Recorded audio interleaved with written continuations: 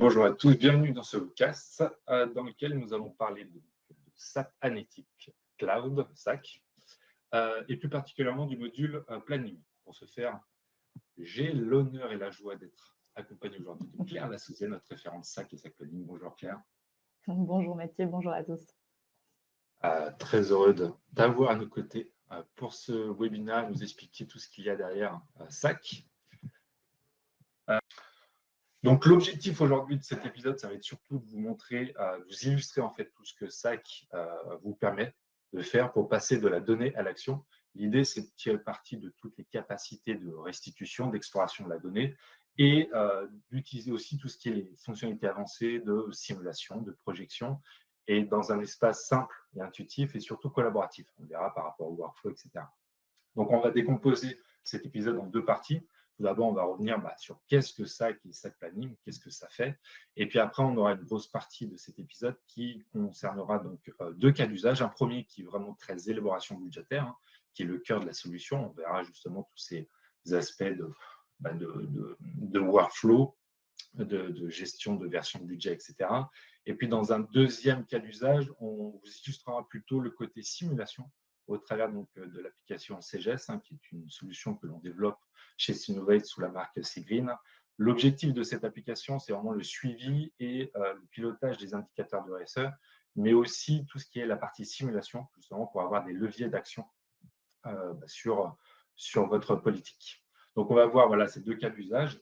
Donc, avant ça, revenir sur les fondamentaux. C'est là où je vais passer la main à Claire pour qu'elle nous explique un petit peu tout ça. Oui, merci Mathieu. Je prends le partage. Voilà, donc avant de passer sur la démonstration, juste quelques slides d'introduction pour vous présenter SAP Analytics Cloud. Donc, c'est une solution SaaS qui repose sur la plateforme BTP de SAP et qui a pour objectif de réunir toutes les fonctionnalités analytiques dans un seul produit. Donc, on va vraiment pouvoir s'adapter à différents types d'utilisateurs, différents métiers.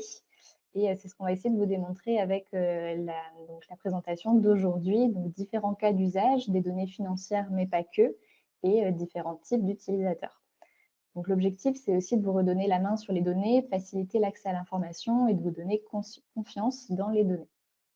Donc, on va travailler ici dans un outil qui est ergonomique, qui est simple d'utilisation et tourné vers l'expérience utilisateur.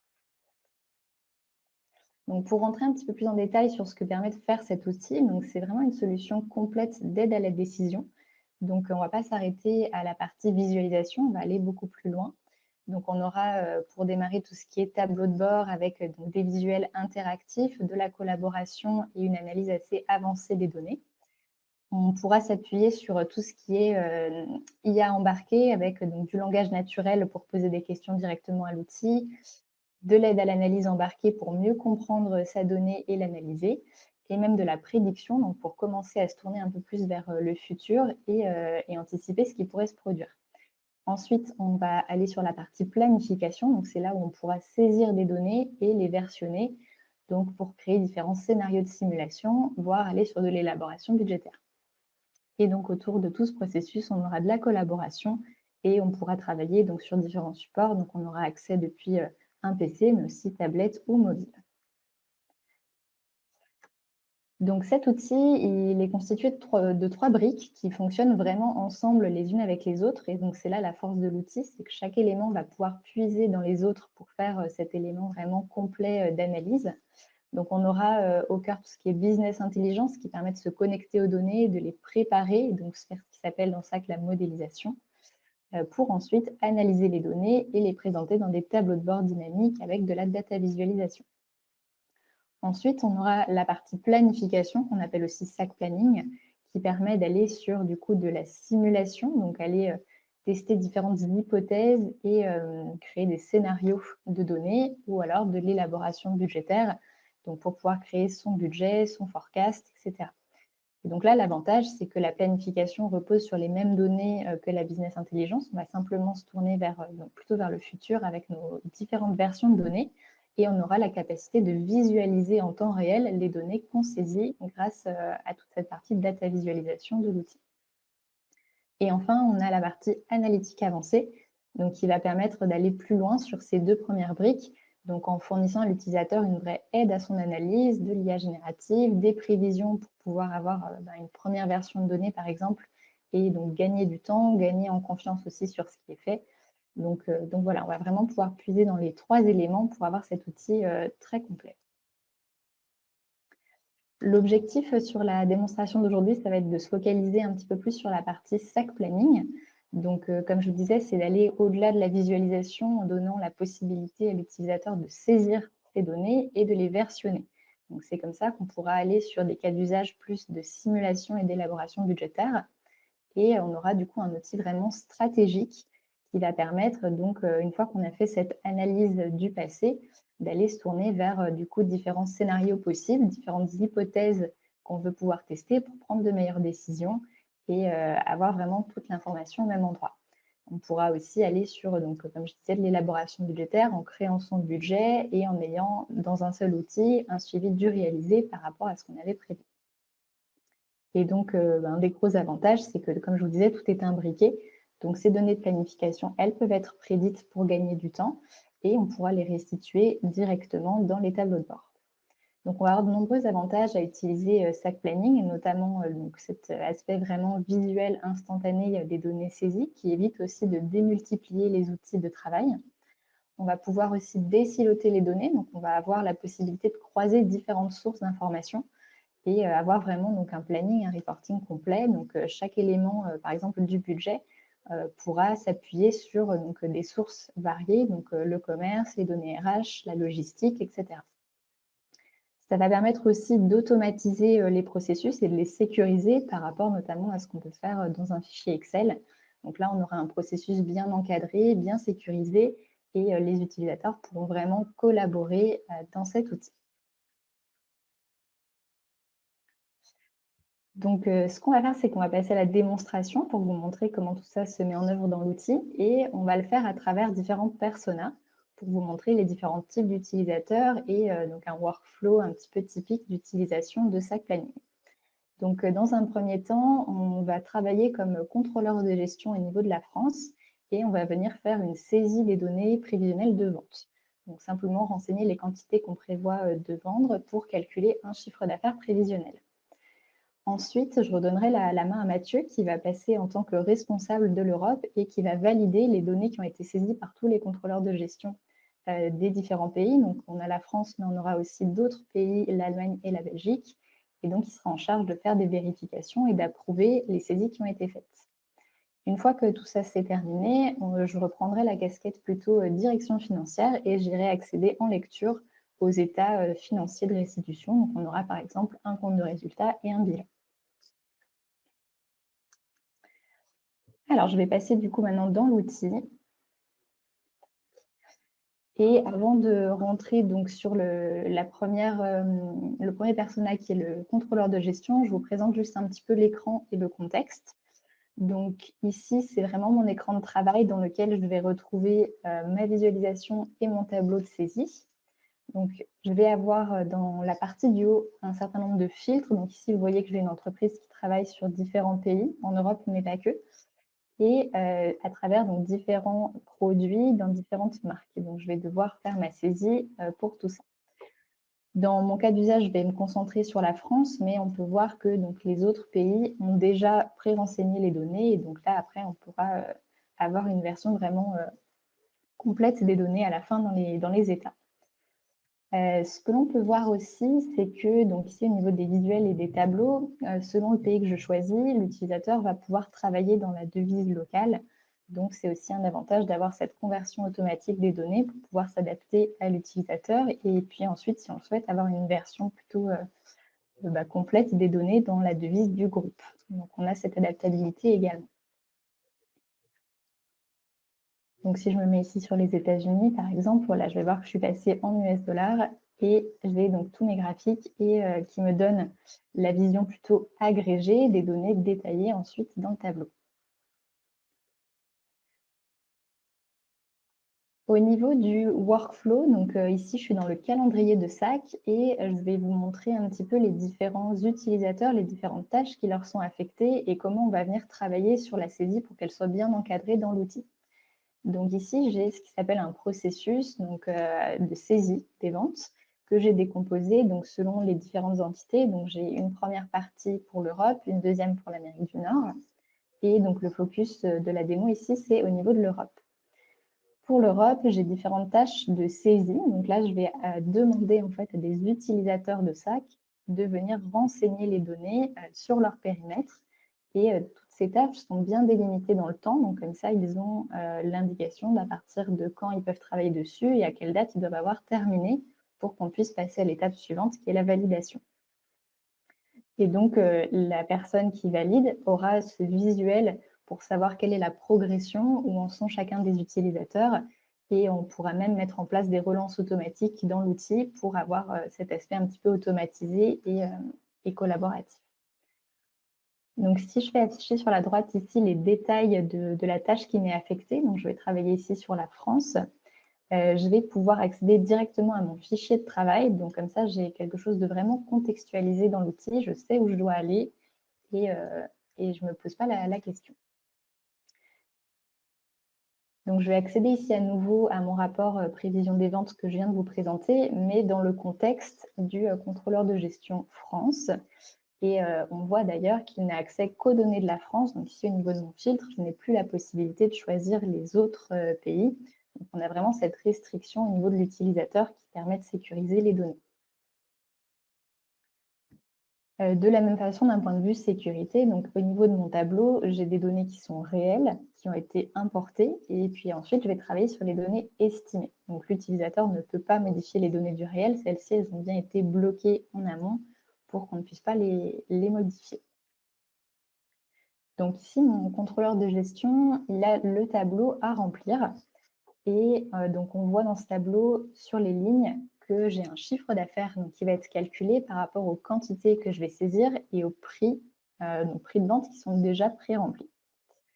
On va faire cette saisie à travers donc, toute ma hiérarchie ici de produits, donc à travers les marques, les domaines de vente et les produits eux-mêmes. Et en colonne, on retrouve les différents mois de l'année. Donc, j'ai des données réelles ici jusqu'à fin mai. Et moi, je vais aller travailler mon estimé de juin à décembre. Donc, vous verrez ensuite, toute la saisie que je vais faire sera reflétée automatiquement dans les graphiques au-dessus qui me permettent d'avoir la vision agrégée de mon estimé, des comparatifs par rapport au réel et même par rapport à l'année passée pour voir comment est-ce que je me situe de façon un petit peu plus visuelle. Donc, pour travailler dans mon tableau, je vais avoir différentes options. Donc, on voit qu'on a des données qui sont déjà pré-renseignées, donc soit au niveau du réel parce qu'elles ont été importées, donc depuis ma source de données, soit ici sur les prix parce qu'elles ont été donc récupérées du réel pour en faire une projection. Donc tout simplement ici pour les prix, puisqu'ils sont fixes, j'ai pris la dernière valeur du réel et via le bouton qui se trouve ici, j'ai fait une copie. Donc j'ai copié le dernier réel sur chacun des mois suivants. Donc ça me permet d'avoir déjà une première initialisation des données. Nous, ce qu'on va faire, c'est qu'on va travailler ici au niveau des quantités. Donc là, tout est vide et ça va me permettre de vous montrer les différentes façons qu'on a d'initialiser ces données. Donc, une première méthode, c'est de tout remplir manuellement, ce qui pourrait être très chronophage, donc ce n'est pas celle-ci qu'on va retenir. Une deuxième méthode, c'est de faire quelque chose de similaire à ce qui a été fait sur les prix, en utilisant donc un bouton de copie qui permet par exemple de prendre le réel de 2024 et de le copier sur l'année 2025, ce qui permet de pré-remplir le tableau, notamment si on a une volumétrie importante, beaucoup de produits.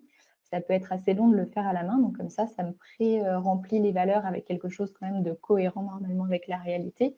Et ensuite, l'utilisateur pourra simplement faire des ajustements à la hausse ou à la baisse selon la connaissance du terrain qu'il va avoir. Donc ça, c'est une méthode qu'on peut utiliser. Et celle qu'on va plutôt utiliser, nous, c'est la prévision. Donc, je vais utiliser le bouton qui se trouve en haut à droite et je vais exécuter du coup mon algorithme de série temporelle qui va aller se baser sur mon historique de données pour faire la prévision de mes quantités vendues. Donc, il va aller chercher des tendances, des saisonnalités dans les données et ça va de la même façon qu'une copie permettre de pré-remplir le tableau pour éviter à l'utilisateur de tout saisir lui-même. Donc ici, vous allez voir que les données vont se mettre à jour. Donc j'ai toutes mes quantités ici qui sont renseignées pour tous les produits et ça me recalcule donc automatiquement mon chiffre d'affaires grâce aux prix qui sont déjà pré-renseignés. Et donc, on peut voir sur la partie haute dans les graphiques, donc par exemple ici avec la courbe, ce qui a été du coup prédit. Donc, on peut voir déjà qu'il a dû, dans l'historique de données, identifier des tendances. Donc, on a plutôt une hausse des ventes sur l'été et puis ça redescend à partir du mois de septembre jusqu'en décembre. Donc ça permet d'initialiser les valeurs et nous, on va maintenant passer sur la partie saisie pour faire des ajustements et donc venir corriger ce qui a été prédit dans le tableau.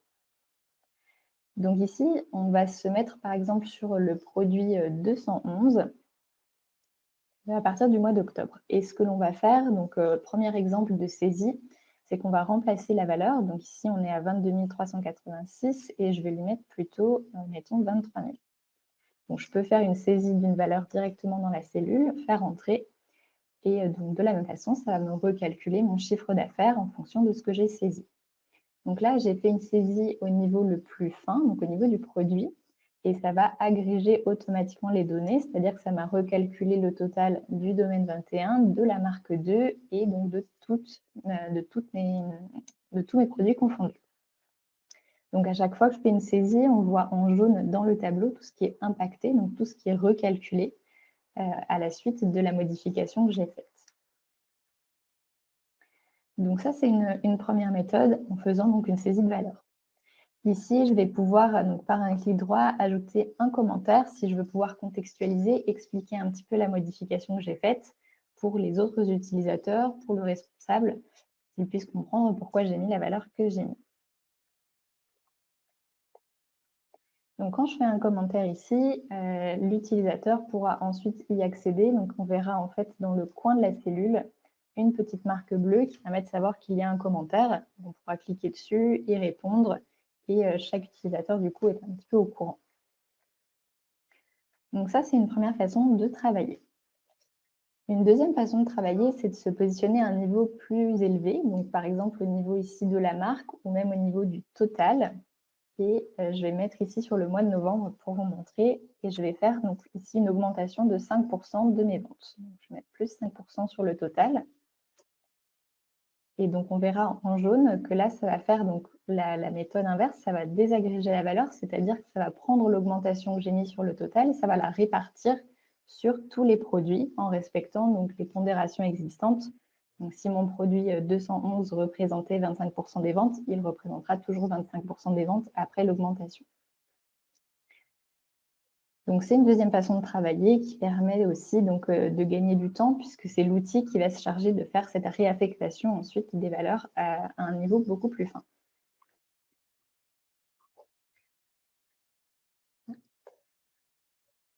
Ensuite, ce que l'on peut faire également, si on veut donc continuer un petit peu de se projeter sur ce qui pourrait se passer, c'est qu'on peut rajouter des membres dans le tableau. Donc, on va créer par exemple un nouveau produit qu'on ne vend pas encore actuellement et qu'on prévoit de rajouter donc, dans notre catalogue de produits à partir, par exemple, du mois de septembre. Donc, je vais me mettre ici dans mon tableau, faire ajouter un membre et donc je vais simuler la création d'un nouveau produit. Donc, je lui donne un nom.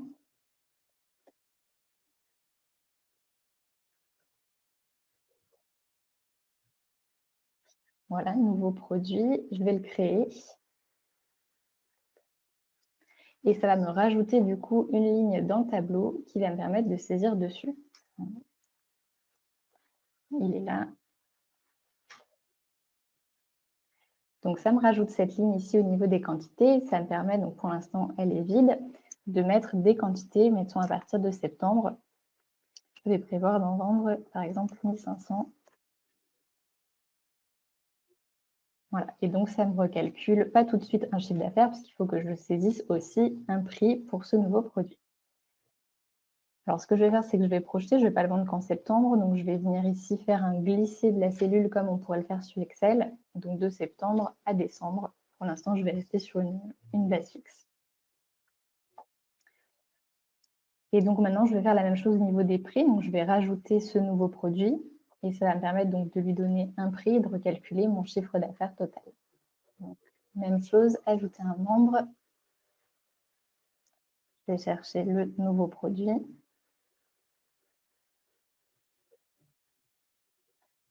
Et on va le vendre ici, par exemple, à 50.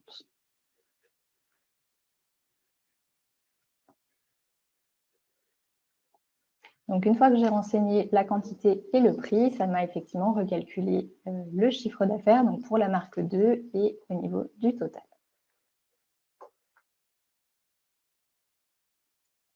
Donc, voilà un petit peu sur les différentes façons qu'on peut travailler les données. Ce que l'on peut faire à tout moment ici au niveau du tableau, c'est venir sur ma version pour annuler une modification ou bien la rétablir. Donc, on va avoir accès un petit peu à un historique des modifications que j'ai faites, ce qui me permet donc à tout moment de savoir ce sur quoi j'ai travaillé et d'annuler certaines actions si finalement je veux revenir en arrière. Ce qu'il faut donc bien voir aussi, c'est qu'au niveau de l'outil, on travaille sur ce qui s'appelle une version de données qui est pour l'instant privée, c'est-à-dire qu'il n'y a que moi qui vois les modifications que je fais. Donc, ça va me donner toute cette flexibilité vraiment pour tester un petit peu différentes valeurs avant de vouloir vraiment les valider et donc les partager avec les autres utilisateurs. Donc, pour l'instant, il n'y a que moi qui vois les modifications qui sont en cours. Et si je souhaite du coup les valider et que donc le responsable puisse y accéder, il faudra que je vienne cliquer sur le bouton publier et c'est là que ma donnée va devenir entre guillemets officielle auprès des autres utilisateurs.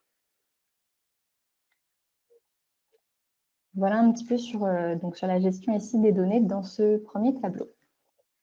Je vais passer sur le deuxième onglet. Donc ici, on a fait la prévision donc, des quantités vendues sur la fin de l'année. Et on va aller travailler à un niveau différent. Donc, cette prévision, elle était uniquement pour donc les produits. Et maintenant, ce que je voudrais, c'est redescendre en fait des objectifs de vente à mes différents vendeurs. Donc, je sais combien je prévois de vendre chaque mois de l'année jusqu'à fin décembre. Et maintenant, je vais aller affecter du coup des objectifs aux différents vendeurs. Pour le faire, donc toujours pareil, je ne vais pas aller renseigner manuellement dans le tableau, je vais plutôt utiliser ici un bouton donc avec des règles qui sont préconfigurées pour gagner du temps. Et ici, ce qu'on a paramétré, c'est donc une affectation des valeurs par rapport à ce qu'ont réalisé les vendeurs l'année précédente. Donc ici, on va se baser sur l'historique de données pour dire combien chaque vendeur va devoir réaliser cette année par rapport à ce que j'ai prévu comme objectif global. Donc, on voit au niveau du tableau ici que mes données ont bien été réparties sur mes différents vendeurs. Et avec les graphiques de droite, je vais pouvoir voir aussi donc, ce que ça représente. Donc, j'ai mon vendeur 21, par exemple, qui doit faire au total 17% des ventes. Et sur le graphique du dessous, je peux avoir un comparatif de là où ils en sont, donc leur avancement par rapport à l'objectif global. Donc, ça me permet de suivre également où est-ce qu'ils en sont sur l'objectif. Donc voilà, on va avoir vraiment beaucoup de choses qui permettent d'automatiser les processus pour gagner du temps et aller après plus sur de l'analyse et la restitution de données.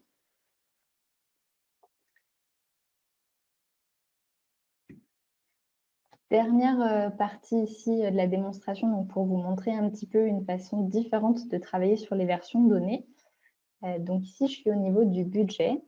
Et je vais vous montrer comment on peut créer différentes versions de son budget, donc un petit peu dans une logique déjà de simulation, de tester différents types de valeurs et de comparer ces résultats avant de choisir la version finale du budget qu'on peut pouvoir retenir.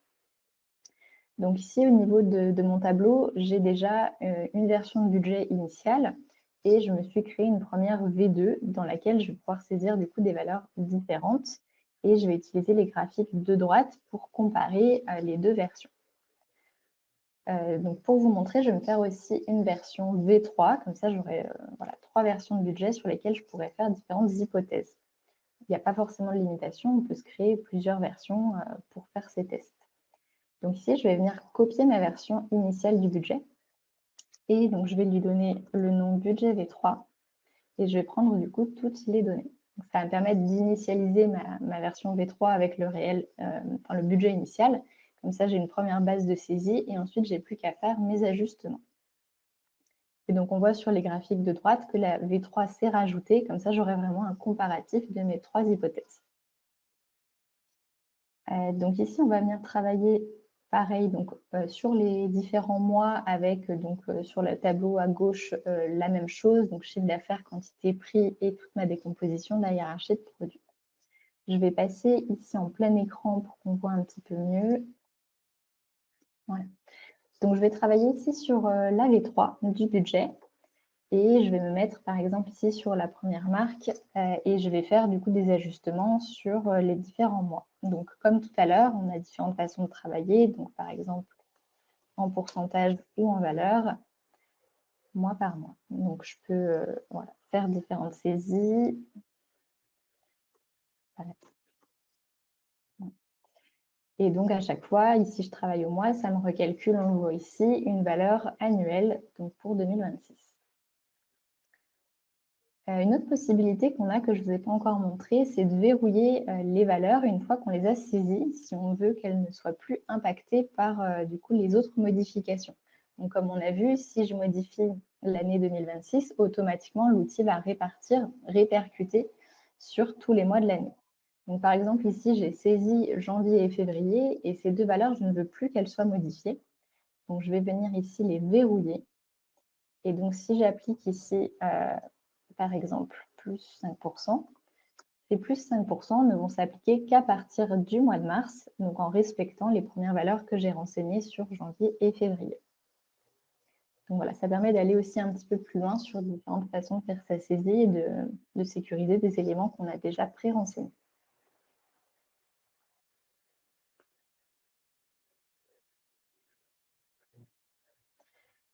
Du coup, j'ai créé mes 3 versions de budget, j'ai fait des saisies différentes. Et l'idée, donc à la fin, c'est de choisir quelle sera ma version finale, donc celle que je veux garder pour mettre à jour donc cette version budget ici, qui est la version officielle, celle qui est du coup utilisée dans les états de restitution et partagée avec les autres utilisateurs. Puisque ma V2 et ma V3, donc dans le même principe que ce que j'expliquais tout à l'heure, sont des versions qui sont privées, qui me permettent donc à moi de faire de la simulation et de tester mes hypothèses sans forcément qu'elles soient partagées avec les autres utilisateurs.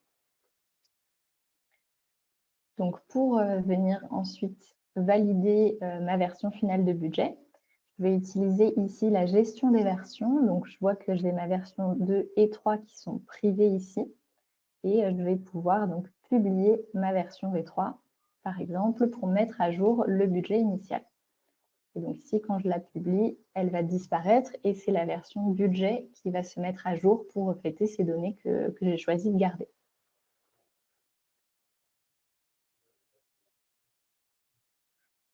Donc ici, je considère que j'ai terminé de travailler. J'ai fait toute la saisie que je souhaitais faire pour la France. Du coup, je vais venir ici tout en haut, cliquer sur soumettre. Donc là, on revient un petit peu dans la logique calendrier et workflow. Donc tout à l'heure, je vous ai montré que j'avais une tâche qui m'était affectée et je vais ici en fait la valider. Et donc ça va me permettre de rendre du coup officielles mes données, donc je vais les publier pour qu'elles soient visibles par le responsable et qu'il puisse ensuite les valider. Donc quand je fais cette action ici de soumettre la tâche, l'utilisateur responsable de la validation reçoit une notification et c'est là que je repasse la main à Mathieu. Et oui, c'est moi le responsable qui doit maintenant valider que tout ce qu'a fait Claire était bon. Exactement. Alors, donc, je vais vous partager. Donc, dans l'idée, donc, si on arrive ici, donc, sur la partie sac, donc, moi, je suis dans mon espace, hein, pour le coup. On retrouve différents éléments sur la page d'accueil, notamment les points clés. On retrouve justement le workflow, le process de saisie de vente. Mais sinon, si on va dans le calendrier, on voit bien ici que j'ai les différentes tâches. Et vous voyez maintenant la tâche saisie France qui est à 100%. Donc, on voit qu'on a fait les 3 tâches de saisie sur les trois pays. Et donc là, on arrive à la tâche validation Europe. À noter que par rapport à toi, Claire, je ne vois pas l'autre partie Amérique du Nord, puisque moi, je ne suis que responsable Europe. Donc, comme l'a montré Claire, donc sur le bandeau à droite, on va retrouver tout ce qui est la tâche de révision qui m'est affectée, avec tout ce qui est le processus, le responsable, etc. Et toujours pareil, le lien direct pour pouvoir aller voir qu'est-ce qui a été produit.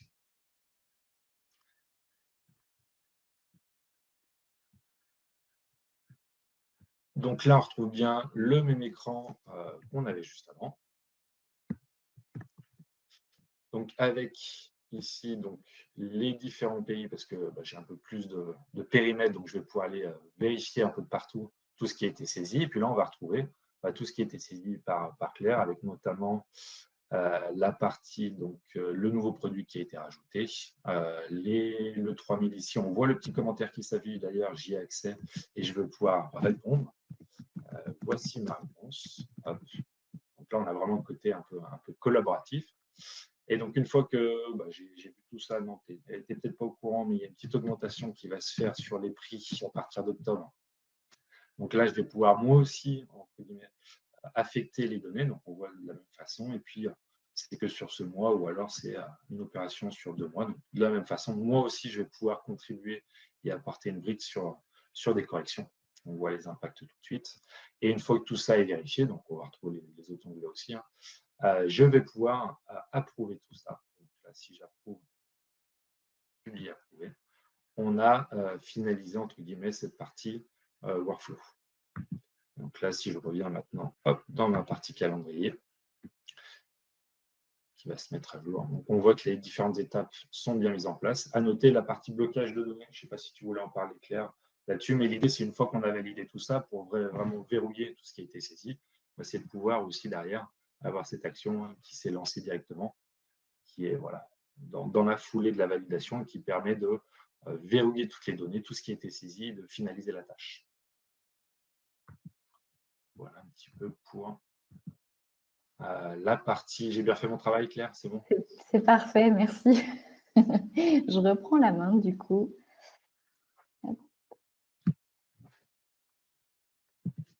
Voilà.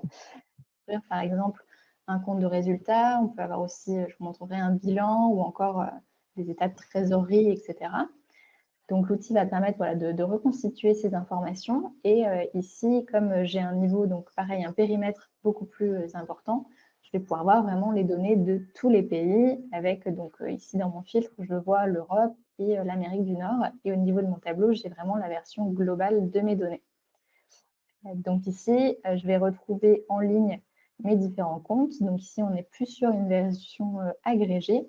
Et j'aurai la possibilité ensuite, au niveau du tableau, d'aller chercher du détail. Donc, je vais pouvoir, par exemple, déplier ici les différentes briques pour accéder donc à un niveau d'information un petit peu plus fin et aller un petit peu creuser dans mes données. Et donc, on va retrouver ensuite au niveau des colonnes, donc comme tout à l'heure, des différentes versions de la donnée, différentes années. Donc là, je vais avoir mon réel de l'année passée, de l'année en cours, l'estimé, donc que je suis allée prévoir dans mes différents écrans dédiés et qui vient ensuite mettre à jour cet état. Et la même chose avec le budget. Donc nous, on a fait un exemple sur la prévision des ventes, donc qui typiquement viendra mettre à jour, par exemple, si les revenus bruts, donc avec ce que je prévois de faire comme chiffre d'affaires. Mais on peut vraiment imaginer donc avoir tout le processus au sein de SAC et venir par exemple faire toute la prévision de la masse salariale pour mettre à jour ici tout le bloc sur les salaires et charges sociales.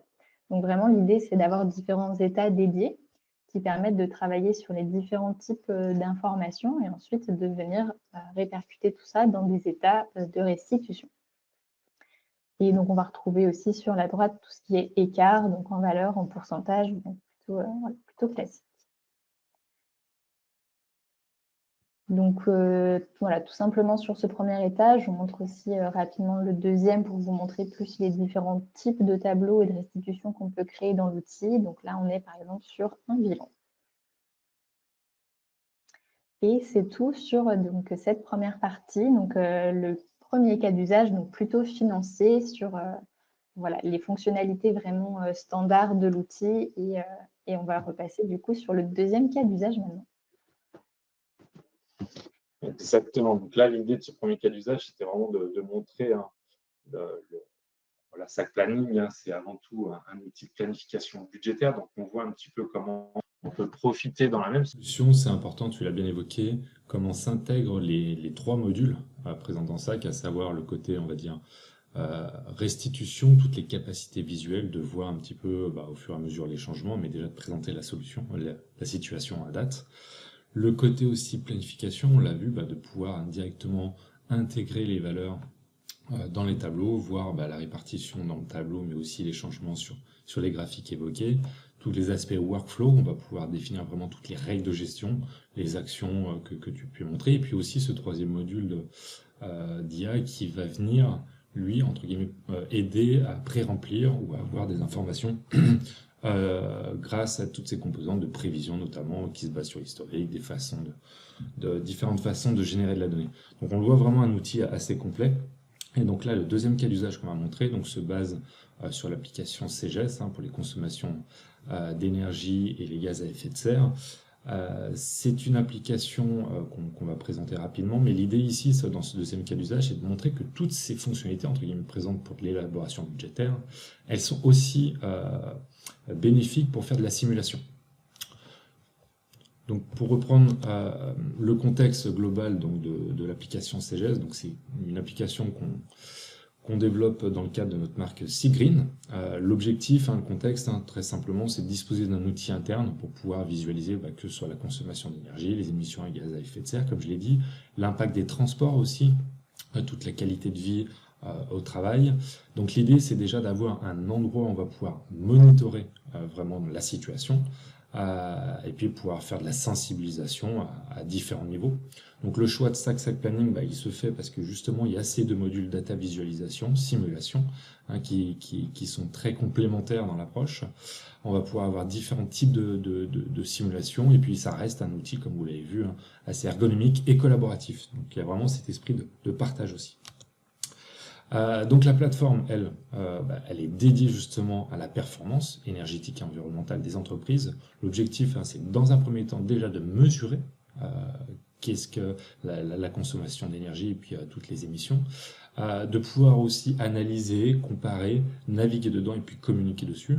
Ça permet également aussi d'identifier les écarts et les leviers d'action pour pouvoir optimiser les décisions. Et c'est là où on va avoir derrière, grâce aux aspects simulation, de pouvoir prendre les meilleures décisions pour aider les entreprises à piloter leur transition écologique. Donc ça, c'est vraiment l'objectif de l'application CGS. Alors pourquoi très simplement, les entreprises cherchent à réduire leurs coûts énergétiques, leur empreinte carbone, mais ils sont souvent sous-équipés, justement, déjà pour monitorer tout ça, pour exploiter l'information, alors qu'elles doivent répondre aussi à des obligations réglementaires et sur toute la partie RSE. Donc ça s'adresse principalement aux acteurs qui sont là-dedans, qu'on va retrouver, que ce soit des dirigeants, des responsables RSE ou des personnes impliquées. Donc l'idée de cette application, c'est vraiment de disposer d'un outil pour passer de la donnée à l'action. Voilà, c'est vraiment l'idée d'aller optimiser la performance de manière durable. Et donc justement, la première partie qui est déjà de capitaliser l'information, de la restituer, de pouvoir l'explorer, elle vient se compléter avec la partie simulation. Et pour bien comprendre comment ça peut s'articuler, on va illustrer ça avec deux démonstrations. Une première plutôt tournée sur l'occupation des agences, voilà, des choses assez simples d'optimisation de l'espace de travail, justement pour une meilleure qualité de vie, pour s'assurer qu'il y a une bonne condition. Et puis toute la partie coût et consommation énergétique, où là on va pouvoir mettre différents scénarios en place, pessimistes, optimistes, selon, je sais pas moi, des changements de fournisseurs d'électricité ou d'énergie, etc. Donc voilà, donc pareil, on va prendre deux rôles. Moi je vais commencer sur la partie responsable RSE, donc je vais vous montrer les outils de suivi dont je dispose. Puis dans un deuxième temps, Claire nous montrera plutôt la partie directeur d'agence DAF qui doit, elle, simuler, prendre des décisions derrière. Donc, ce que vous avez là, c'est un tableau de bord, donc une première page sur tout ce qui est la partie reporting Seagreen qui permet de mesurer déjà sur cette première page pas mal d'indicateurs globaux. Donc, on va retrouver tout ce qui est consommation de gaz à effet de serre, de consommation électrique, selon différents indicateurs. Et après, on va retrouver ici un certain nombre d'onglets dédiés à ces aspects. Le premier onglet donc, va s'intéresser à tout ce qui est gaz à effet de serre. Donc, ce qu'on a mis en place, on retrouve un peu la même philosophie que les tableaux de bord qu'on a présentés avant. Un certain nombre de filtres ici qui permettent de se focaliser sur un périmètre, que ce soit sur une agence donnée ou le type de bail qui est associé. On va retrouver ici les KPI globaux de consommation globale, relative par rapport aux ETP ou aux collaborateurs ou par mètre carré de l'agence, et pour aller même sur des indicateurs transverses pour aller un peu plus finement dans le détail. Donc, on va retrouver ces indicateurs sur la partie haute avec une comparaison N-1. Et ce que l'on va avoir dessous, c'est deux bandeaux qui vont être relatifs à ces deux choix. Par exemple, ici, on va s'intéresser à la vision globale sur cette partie-là avec une comparaison de -1 par mois, par agence, avec un détail plus précis sur l'évolution. Et on va pouvoir venir chercher ici dans les différents indicateurs et modifier la vision que l'on a là pour aller s'intéresser à un des KPI qui est au-dessus. Donc vraiment pouvoir explorer la donnée et visualiser tout ça. On va retrouver un deuxième écran qui, cette fois-ci, va s'intéresser plus à la partie consommation électrique. Donc là, on va retrouver la même philosophie, encore une fois, avec tous les indicateurs ici globaux et relatifs, justement, que ce soit aux ETP ou au mètre carré, et puis dessous deux bandeaux qui vont être de la même façon paramétrables par rapport au choix des axes d'analyse que l'on propose et retrouver les mêmes graphiques. Donc, on a vraiment une partie de comparaison qui permet de mettre en perspective les indicateurs selon les mois, les agences, et de pouvoir après analyser tout ça plus finement. Puis après, on va trouver d'autres onglets dédiés à certaines choses. Par exemple, ici, sur la partie agence, on va avoir une sorte de carte d'identité dédiée sur cette agence, où on va retrouver donc les informations. Donc ça s'affiche. Un peu long, la connexion. Des informations ici relatives à l'agence en termes de surface, en termes de type de bail, de consommation globale, etc. Et on va retrouver dessous des informations sur le taux d'occupation. On va retrouver sur une cartographie directement sur lequel on va avoir l'indicateur qui est placé dans chacun des bureaux. Et puis dessous, des informations de temps de trajet moyen, de kilowattheure théorie globale, où on va pouvoir choisir ici la mesure par rapport aux équipements qui consomment de l'énergie dans l'agence. Donc, on a vraiment ici un tableau de bord global qui permet d'aller fouiller très finement sur tous les aspects de consommation. Et donc, l'idée, une fois qu'on a les informations, c'est de pouvoir jouer sur certains facteurs pour voir quels seront l'impact sur les prochains mois dû à une hausse de fournisseurs d'énergie, par exemple, ou à un taux d'occupation. Je vais te laisser la main. Du coup, Claire? Oui. Merci. Donc, je reprends le partage. Donc là, effectivement, on a vu une première partie plus restitution visuelle, donc dans la peau d'un responsable RSE, par exemple. Et donc là, moi, je vais prendre plutôt la casquette direction d'une agence et je vais aller faire de la simulation. Donc, j'ai deux cas d'usage ici de simulation différents à vous présenter, mais qui sont vraiment liés les deux. Donc, le premier qui va tourner plus autour de l'occupation de nos agences. Donc, on va s'intéresser à l'évolution du nombre d'employés et donc à l'occupation de nos bureaux. Donc, plus dans une logique ici de QVCT, donc s'assurer qu'on est à disposition des bonnes conditions de travail, mais aussi peut-être qu'on ne dispose pas d'un espace trop grand et inutilisé. Et donc, la suite, ce sera de passer sur l'aspect consommation et coût de l'énergie, où on va aller simuler donc, des évolutions des prix de l'énergie. Donc, je vais cliquer ici sur le premier cas qui est l'occupation de nos agences. Donc, on retrouve les mêmes données qui ont été vues dans les rapports précédents, mais ici, donc, dans une logique plus tableau pour pouvoir venir renseigner des valeurs. Je vais juste annuler et refaire. Donc, ici, on a déjà des données qui sont pré-renseignées dans mon tableau. Donc, je vais retrouver cette fois en ligne les différents mois de l'année sur lesquels je fais ma simulation. Et en colonne, donc ici, j'ai on va dire mon plan de recrutement. Donc, combien de personnes je pense qu'on va être d'ici la fin de l'année. Donc, ici, on pense être 49 à fin décembre. J'ai ensuite donc le taux de présence dans les bureaux, donc ici qui est initialisé sur la base de ce que j'ai constaté l'année passée, donc environ 7% de présence au bureau.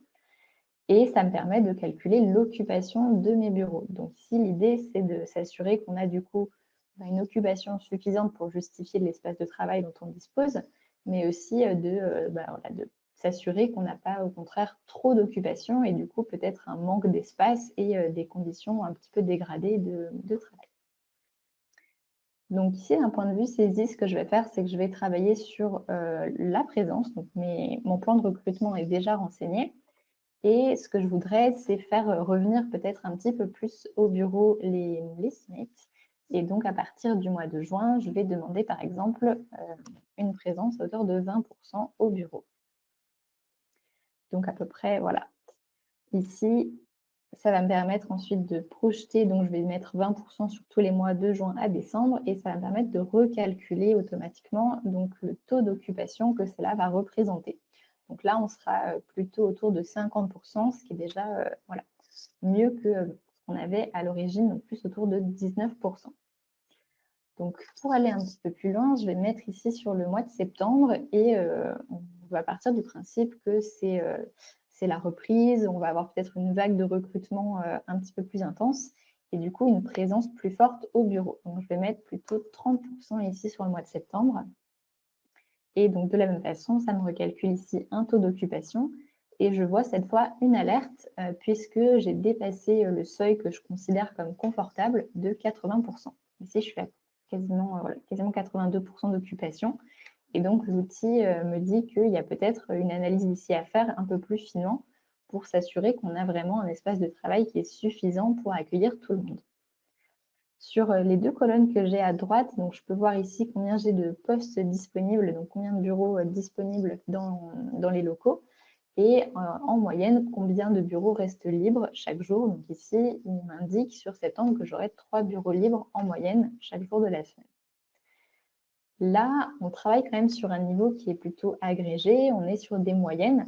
Donc ce que l'on va faire, c'est qu'on va s'appuyer sur la partie visuelle pour aller détailler un petit peu plus et s'intéresser du coup à chacun des jours de la semaine pour vérifier si effectivement c'est suffisant ou pas. Donc ici, je suis passée sur la partie visuelle. Donc on va retrouver une analyse à gauche de la présence et à droite de l'occupation. Et donc comme on a vu une alerte sur l'occupation, on va venir ici se concentrer sur cette partie de droite. Donc on voit un premier graphique ici qui nous montre l'évolution dans le temps de mon taux d'occupation, donc avec ici le réel de l'année passée et là ce que je suis en train de projeter sur 2025. Et on retrouve donc le pic ici de 82% sur le mois de septembre qui dépasse donc le seuil max que je considère comme confortable et suffisant. Donc je vais cliquer ici sur ce pic et ça va mettre à jour le graphique du bas pour me refléter du coup l'occupation de chaque jour de la semaine du mois de septembre qui a été calculé. Et on voit que même si en moyenne c'est suffisant, en fait il y a des jours de la semaine où on est en dessous et des jours de la semaine où on est au-dessus de notre capacité, notamment les mardis et jeudis qui sont des jours de forte présence au bureau. Et donc c'est là qu'on voit qu'on a donc une action à faire, une décision à prendre. Et donc l'outil déjà nous a remonté une alerte et va nous permettre ensuite de décider donc quelles sont les différentes actions possibles et d'aller donc éventuellement les tester dans l'outil d'un point de vue donc simulation toujours. Pour avoir un peu plus d'informations, je vais passer aussi la souris ici sur le jeudi. Donc on voit, il m'indique ici dans la pop-up que cette suroccupation des bureaux, ça représente en moyenne un manque de 4 bureaux le jeudi. Donc ça me donne aussi une indication si je voulais par exemple rajouter des bureaux de ce qu'il faudrait que je rajoute pour qu'on puisse tous venir et avoir un espace de travail.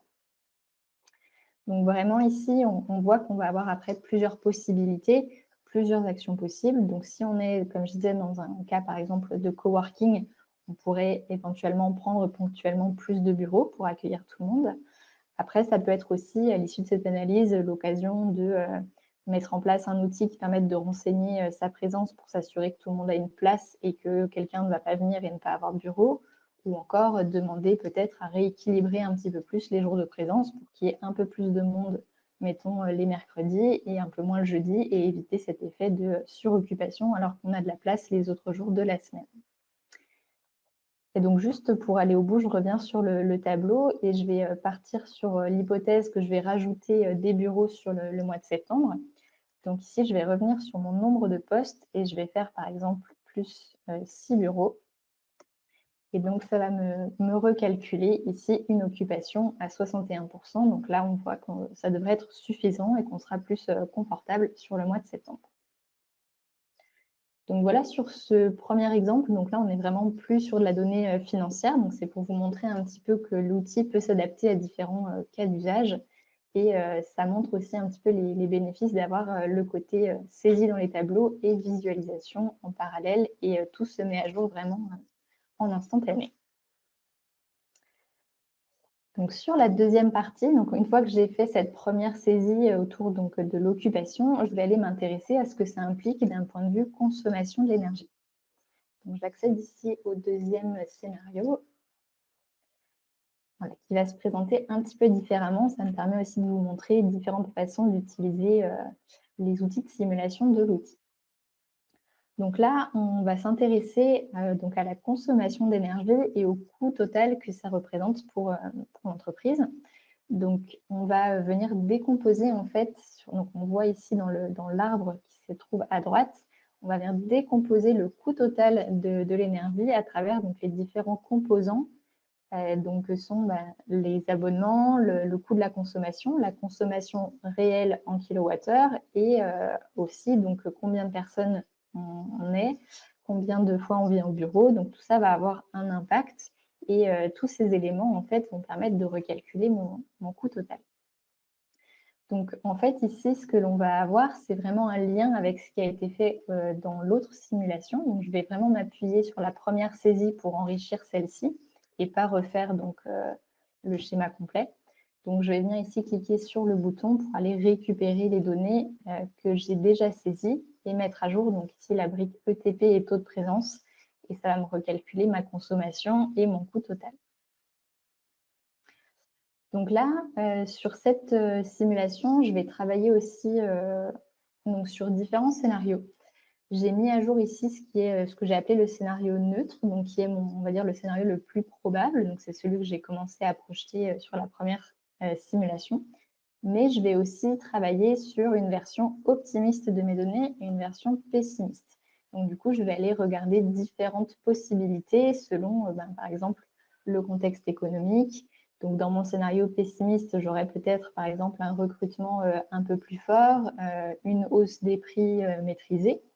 Et à l'inverse, dans mon scénario pessimiste, je vais peut-être restreindre un petit peu mon recrutement et avoir des augmentations importantes des prix de l'énergie.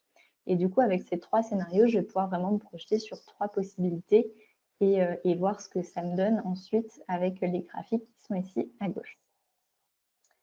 Donc, d'un point de vue saisie des valeurs, ici, je ne suis pas sur un tableau, mais je suis vraiment dans l'arbre qui me permet d'avoir vraiment ces trois versions et cette décomposition de la valeur totale. Donc, c'est une façon différente de représenter les choses. Donc, je vais mettre, par exemple, ici au niveau de mes ETP, donc la première brique tout en haut. Et donc, comme je disais, sur le scénario optimiste, je vais, par exemple, faire un recrutement un peu plus fort. Donc, je vais mettre ici, par exemple, 50. Et sur le scénario pessimiste, je vais mettre peut-être un peu moins, 45. Et donc, à chaque fois que je fais une saisie, on voit que ça recalcule, donc ici au niveau de l'arbre, l'impact que ça a sur la consommation en kilowattheure, sur le coût de la consommation et donc sur le coût total. Et on voit aussi les graphiques qui se mettent à jour, donc avec les KPI à gauche, donc pour la valeur vraiment agrégée, et puis ensuite les variations mois par mois sur la courbe. Donc ensuite, je peux jouer ici sur tous les éléments de l'arbre pour recalculer et avoir vraiment cette prévision de mon coût total. Donc voilà, donc j'ai vraiment le lien entre mes deux scénarios. J'ai plusieurs facteurs qui viennent influencer mon coût et ça me permet de voir comment chacun influence le total. Donc voilà, c'est une façon un petit peu différente de travailler qui permet de montrer aussi ce côté plus simulation, impact. On peut imaginer le décliner après selon différents cas d'usage. Donc, par exemple, on peut imaginer changer de fournisseur d'énergie et donc avoir différentes simulations sur différentes évolutions des prix, différents coûts des abonnements, etc. Et donc, de la même façon, comparer les différents scénarios, les différentes possibilités. Et donc, dans ce cas-là, choisir, par exemple, quel est le fournisseur avec lequel on veut poursuivre. Donc voilà pour cette deuxième simulation. Merci Claire, je pense que ça permet de vraiment voir un petit peu toutes les façons de travailler. C'est vrai que l'outil est assez riche, tant en termes de restitution graphique que de façon de travailler. Avec l'arbre, on le voit bien, ces différents scénarios, on voit le graphique à gauche. Ça, c'est quelque chose qui est souvent utilisé chez la plupart de nos clients. parce que visuellement, voilà, on voit vraiment tout l'impact et toute la chaîne qui est derrière. Merci beaucoup en tout cas, Claire, pour toutes ces démonstrations. Donc, on le rappelle, hein, sur la partie élaboration budgétaire et puis aussi sur la partie simulation dans le cadre de notre application de suivi des indicateurs RSE. Merci à tous d'avoir suivi ce webcast. N'hésitez pas à nous retrouver, hein, que ce soit sur notre site internet où vous allez retrouver pas mal de blogs, d'articles aussi de veille. Claire fait beaucoup justement sur ces parties SAC et SAC Planning, donc vous retrouverez quelques articles. Vous retrouvez aussi tous les replays des webinaires que l'on fait, donc n'hésitez pas à aller voir ça et à y aller partager si vous le souhaitez. Et puis après, vous retrouvez sur les différents réseaux sociaux. Donc voilà. Encore une fois, merci Claire. Merci à tous d'avoir suivi ce webcast et à très vite. Au revoir, merci beaucoup.